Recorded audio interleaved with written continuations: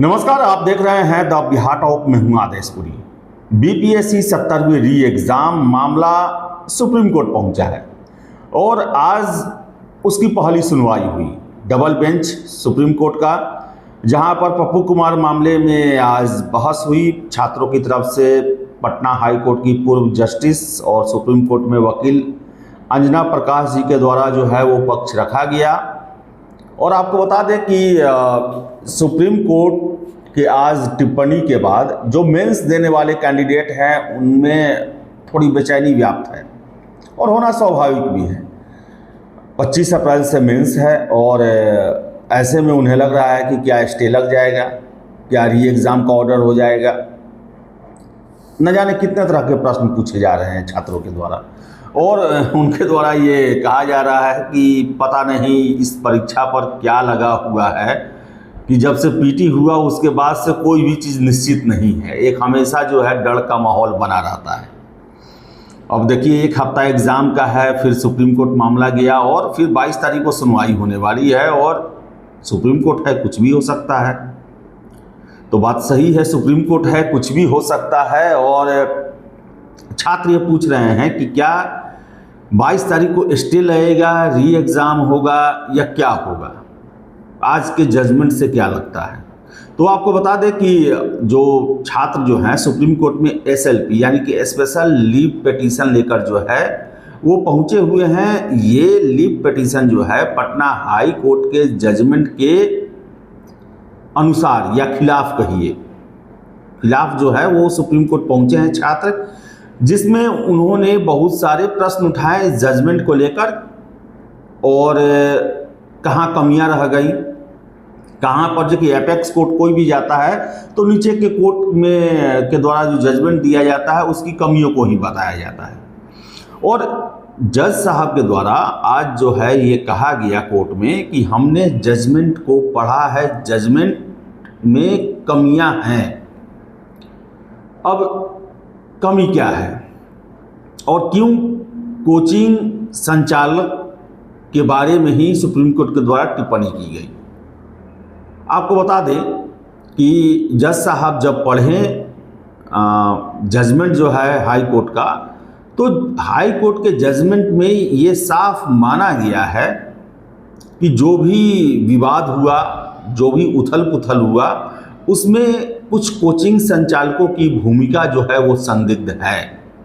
ये high court के judgement में स्वीकार किया गया है और सुप्रीम कोर्ट ने इसी पॉइंट को पकड़ा है कि जब आपने मान लिया कि इनकी भूमिका संदेहास्पद है, कुछ गड़बड़ी हुआ है, तो इसको लेकर आपने क्या एक्शन लिया, आपने इंक्वायरी क्यों नहीं कराया।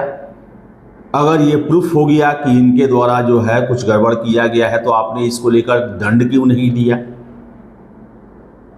क्लियर है, जब हाई कोर्ट आप किसी को किसी चीज़ के लिए किसी की भूमिका को संदेहास्पद मानते हैं तो उसके सुधार के लिए आपको कुछ प्रयास करने चाहिए, उसे दंड देने के लिए आपको प्रयास करने चाहिए जो लैप्स रहा, और इसी को सुप्रीम कोर्ट ने पकड़ा है। और यही वजह है कि आज 2 कोचिंग संस्थानों को लेकर जो है कोर्ट में चर्चा भी हुई, जिसके 22 और एक के 24 प्रश्न जो हैं वो एग्जाम में पूछे गए। कोर्ट ने कहा कि आप प्राइवेट कोचिंग संस्थानों को मीटिंग करने के लिए बुलाते हैं और उसी कोचिंग संस्थान से ये क्वेश्चन सीधे हूबहू एग्जामिनेशन में आ जाते हैं, ये साधारण बात नहीं है और आप कोई इस पर एक्शन या इंक्वायरी कुछ नहीं लेते हैं। तो ऐसे परिस्थिति में क्या हो सकता है आगे। सुप्रीम कोर्ट ने जो है वो साफ साफ जज साहब के द्वारा कहा गया कि हमने पढ़ा है जजमेंट, और सबसे बड़ा जो है डाउट कोर्ट को इसी पर आया है। ऐसे में आगे क्या हो सकता है। अब देखिए 22 तारीख को बहस है, उसमें और सारे बिंदु भी आएंगे। बीपीएससी के द्वारा भी अपना पक्ष रखा जाएगा, छात्रों के वकील के द्वारा भी अपना पक्ष रखा जाएगा। अब क्या होगा ये तो नहीं पता, लेकिन इतना तय है कि कोचिंग संस्थानों के संदेहास्पद स्थिति को लेकर जो है कोई ना कोई एक्शन या कोई ना कोई आदेश सुप्रीम कोर्ट के द्वारा दिया जा सकता है। और इस तरह भी देखें आप तो जिस तरह दिल्ली में मुखर्जी नगर का आग वाला मामला हो या फिर राजेंद्र नगर में डूब के मरने वाला मामला हो, कोर्ट जो है कोचिंग संस्थानों के खिलाफ काफ़ी सख्त रहा है अभी, और जजमेंट में से कोचिंग संस्थानों की भूमिका को बड़ा ही सीरियस दिया है कोर्ट ने। तो इंक्वायरी की संभावना बन सकती है, इंक्वायरी कराया जा सकता है, और ये इंक्वायरी भी छात्रों के फेवर में हो सकता है, क्योंकि इससे बहुत सारे चीज़ निकल के बाहर आएंगे। इंक्वायरी जब होगा तो बहुत सारे छात्रों से, शिक्षकों से, आयोग से, सभी लोग से जो है पूछताछ होगी, और ऐसे में बहुत सारे तथ्य सामने निकल के आ सकते हैं, जो कि 70वीं री एग्ज़ाम की एक बहुत बड़ी उपलब्धि हो सकती है। इसके अलावा बता दें आपको हम कि पटना हाई कोर्ट के जजमेंट में ये स्वीकारा गया है कि एसओपी का सही से पालन नहीं किया गया, उसमें कुछ लैप्स हुए हैं। कोर्ट के द्वारा जो है वर्बली कोर्ट में जब बहस चल रहा था उस समय भी ये स्वीकारा गया, माना गया जज साहब के द्वारा कि हाँ भाई ये एसओपी का सही से पालन नहीं हुआ, और इसके लिए हाई कोर्ट ने जो है वो बीपीएससी को उच्च स्तरीय कमेटी बनाने का निर्देश देकर छोड़ दिया। यह भी एक लैप्स है, इसे भी सुप्रीम कोर्ट पकड़ सकती है। और एसओपी का आखिर क्यों सही से पालन नहीं हुआ, नहीं होता है, इसको लेकर भी जांच कराया जा सकता है, या कुछ ना कुछ सुप्रीम कोर्ट के द्वारा एक्शन इस पर भी लिया जा सकता है। लेकिन हाई कोर्ट के जजमेंट को आप देखेंगे तो उसमें ऐसा कुछ भी नहीं कहा गया है जो कि ये इंगित करे कि व्यापक स्तर पर भ्रष्टाचार हुआ, व्यापक स्तर पर जो है वो परीक्षा जो है वो दूषित हुई है, या फिर पेपर लीक को लेकर जो है वो बातों को स्वीकार नहीं किया गया है। और ये ऐसे चीज़ हैं जो कि सीधे री एग्ज़ाम कराते हैं। अगर ये प्रूफ हो जाएगा, अगर पटना हाई कोर्ट ने कहा रहता कि हाँ पेपर लीक हुआ है, इसके हम दायरे को नहीं माप पाए हैं, नहीं समझ पाए हैं, तो ये छात्रों के पक्ष में सुप्रीम कोर्ट में जो है फ़ायदा पहुंचा सकता था।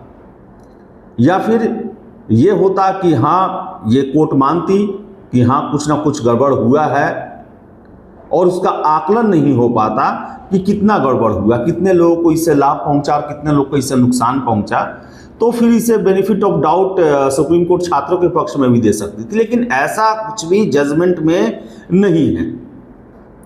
जजमेंट में जो है पटना हाई कोर्ट का वो सारा ठेकरा जो है कोचिंग संचालकों पर ही फोड़ दिया गया है, और यही वजह है कि सुप्रीम कोर्ट के द्वारा इस पर प्रश्न उठाया गया है कि आखिर जब इतना कुछ था तो आपने एक्शन क्यों नहीं लिया, और यही वजह है कि जजमेंट को अधूरा कहा गया है, कमी वाला बोला गया है।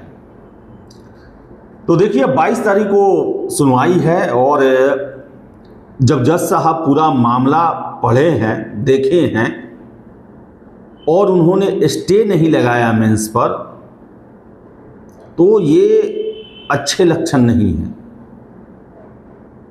क्योंकि स्टे कोई बहुत बड़ा चीज़ नहीं होता है। बहुत बार बीपीएससी के एग्जामों पर स्टे लगा हुआ है, पटना हाई कोर्ट के द्वारा लगाया गया है, मेंस रिजल्ट पे रोक लगाया गया है, स्टे लगाया गया है, पीटी रिजल्ट पे स्टे लगाया गया है, बहुत सारे रिजल्ट पे स्टे लगाया गया है। स्टे कोई बड़ा चीज़ नहीं होता, लेकिन सुप्रीम कोर्ट के द्वारा मेंस को लेकर जो है स्टे नहीं लगाया गया, और ये री एग्ज़ाम वाले छात्रों के लिए जो है वो ज़्यादा अच्छा नहीं है।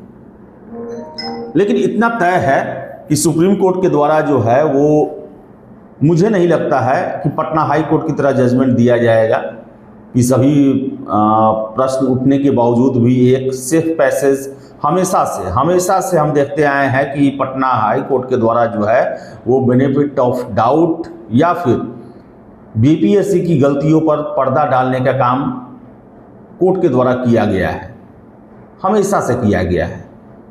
और छात्र जो हैं सुप्रीम कोर्ट पहुंचते पहुंचते हाफ जाते थे। पहले ज़्यादा से ज़्यादा पिटीशन दायर किए और एक बहस हुआ, उसके बाद छात्र भी भूल जाते थे, वो केस भी खत्म हो जाता था एक तरह से। लेकिन इस बार जो 70वीं है उसमें हम देख रहे हैं कि छात्र जिस तरह पटना हाई कोर्ट में लड़े, वही जोश के साथ सुप्रीम कोर्ट में भी लगे हुए हैं। और जब सुप्रीम कोर्ट में इतना मजबूती से लगे हुए हैं तो अब देखने वाली बात है कि सुप्रीम कोर्ट से बीपीएससी कैंडिडेट्स के लिए क्या फैसला निर्णय आता है। अगर इंक्वायरी भी होता है तो ये छात्रों की बहुत बड़ी जीत होगी, और इंक्वायरी होना चाहिए। इंक्वायरी ऐसा होना चाहिए कि जो भी बीपीएससी की परीक्षा में जानबूझकर, चाहे भीतर का हो या बाहर का हो, गड़बड़ी करते हैं, विवादित बनाते हैं, उन्हें उनकी पहचान हो और उनको दंड मिले। तो देखिए आगे क्या होता है। कन्फ्यूजन की स्थिति आज भी बनी हुई है। और बताएं आपको हम, पप्पू कुमार का केस 22 तारीख को है। इसके अलावा नेहा प्रवीण और प्रशांत शेखर का भी केस है। 6 लोग जब थे, वो लोग हाई कोर्ट वाले, वो 3 पहुंचे हैं पटना सुप्रीम कोर्ट दिल्ली में। तो देखिए आगे क्या होता है।